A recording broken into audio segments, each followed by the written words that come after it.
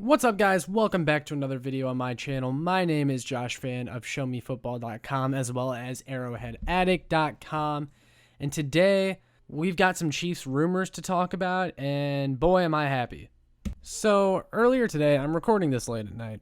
Earlier today, Brad Spielberger of PFF, or Pro Football Focus, tweeted that the Kansas City Chiefs are currently exploring options to add along the defensive line. At Jay Fowler, ESPN mentioned recently the Chargers were as well, perhaps an arms race for two AFC West teams. Chiefs team run defense and pass rush grades, both currently dead last per PFF. And this is something that I had been preaching all along, is the pass rush. The Chiefs, you gotta go out and find somebody because this pass rush just ain't it. And you could help out the rest of the defense a lot by having a better pass rush, especially because Steve Spagnuolo's defense, in order for it to work to the best of its ability, needs to be able to get pressure with four. So I was happy to hear that the Chiefs were out and trying and everything like that. I had even suggested, I wrote about it on Arrowhead Addict, maybe going and trading for Emmanuel Ogbah and bringing him back to KC because the Dolphins are off to a horrid 1-5 start, and it's a contract year for Ogbah, and maybe the Chiefs could take advantage of the situation there and the Miami Dolphins become sellers. But I think that's, more... it's a pipe dream, even though I would love to see Emmanuel Ogbah come back to Kansas City, and there's some merit to it, but that's not the point of this video. It was reported by Aaron Wilson NFL at @AaronWilson_NFL on Twitter that the Houston Texans are releasing veteran defensive end Whitney Mercilus as the youth movement continues at the position for Houston, with the team starting John Greenard and Jacob Martin, according to league sources. So if you guys actually remember, I made a video a couple weeks ago talking about potential additions the Chiefs could make at defensive end that would actually work and would make sense. They'd be realistic, And I mentioned Whitney Mercilus. I said this is a guy that, the Texans, they're having a fire sale on just about any veteran that anyone wants for the right price, since they're staring down a rebuild. And as Aaron Wilson's tweet said, it's a youth movement going on over there. Mercilus doesn't really fit their timeline, so it makes sense why they would be releasing him. Now, Mercilus wouldn't be officially released till tomorrow at 4 p.m. Now, if you guys remember the Stephon Gilmore sweepstakes that just happened, it was reported he was going to get released, and then he ended up getting traded. See, what NFL teams are starting to do is they say they're going to release a player, and a lot of the times when teams know that a player is about to be released, they'll try to strike a deal before they're officially released, because when you try to release a player, it creates this deadline to where, if a team really wants exclusive rights to a player, this is their chance to trade for them before they become a free agent and they can go anywhere they want. Whereas, if you trade for him, then they're automatically yours.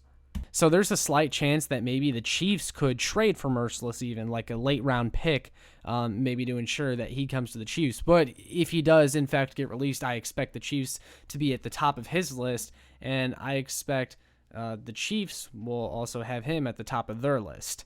I have zero doubts about it. At this point in his career, Whitney Mercilus probably wants to win a Super Bowl. He's made his money.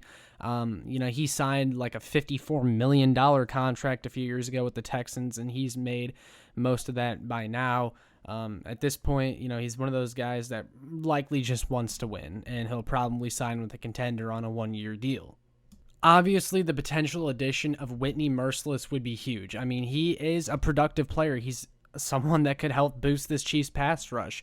If I'm being completely honest, if the Chiefs are able to pull this off, it will essentially make up for whiffing on Melvin Ingram in free agency. I think they're both similar impact players.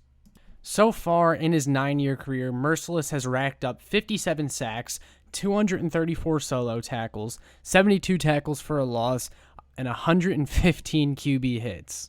He's just been a really solid player for the entirety of his career. And one thing I pointed out the last time I talked about Mercilus in that defensive end video was some of his sack numbers in other years weren't all that great, but you have to remember that he played with J.J. Watt And a lot of the time when J.J. Watt was healthy, this guy was tearing it up. Like in 2015, 12 sacks, 2016, 7.5 sacks. But then there were other times where his sack numbers would go down, and that's because J.J. Watt was getting hurt. When he's injured, Mercilus was seen as kind of this, the best pass rusher on the Texans when J.J. Watt was down, and that's not what he's meant to be. He's meant to be a 2 or a 3.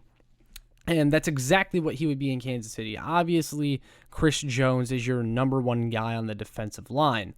And then, if Clark is good, then Mercilus is your number 3. If Jarran Reed steps it up, then Mercilus is your number 3.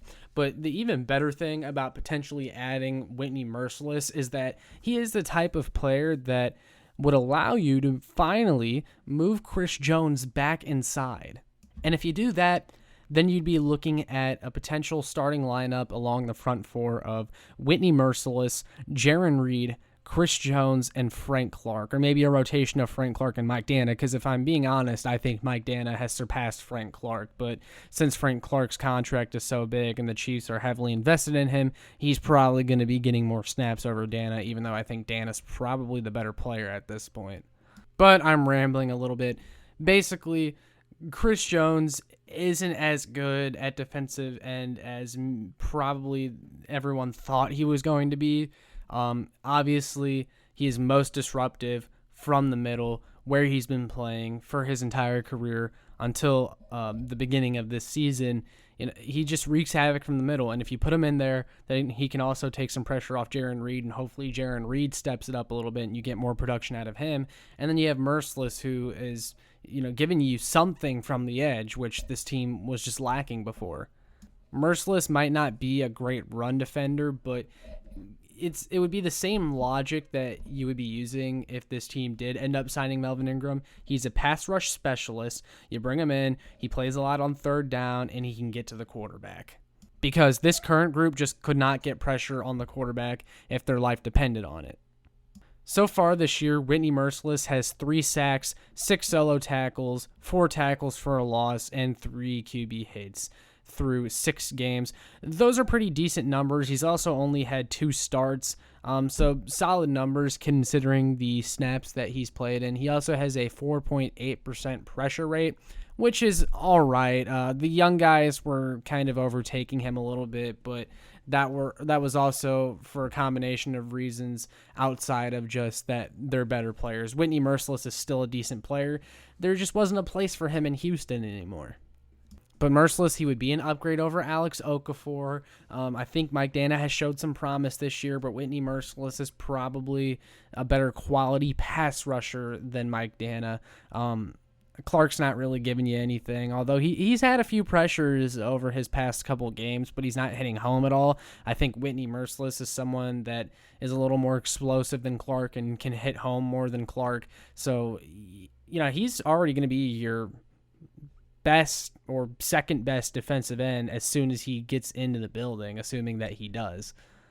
Because it's also worth noting, I kind of totally forgot to mention this while making the video, but Aaron Wilson, NFL, the same guy who reported the releasing of Whitney Mercilus, also said that the Chiefs are among the NFL teams with strong mutual interest in veteran pass rusher Whitney Mercilus following his pending release from the Texans. So I think it's safe to say that this is pretty much a no-brainer for both sides. So, yeah, that's pretty much all I have to say. I'm really hoping this happens. Whitney Mercilus would be a huge boost to this pass rush. I mean, there's not much more to say.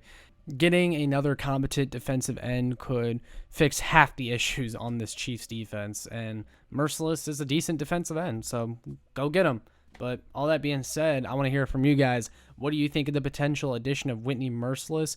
And do you think he'll end up a Chief? And he might already be a Chief by the time you end up watching this anyway. But yeah, make sure you like, share, and subscribe so more Chiefs fans can find this. And make sure you check out my work on showmefootball.com as well as arrowheadaddict.com.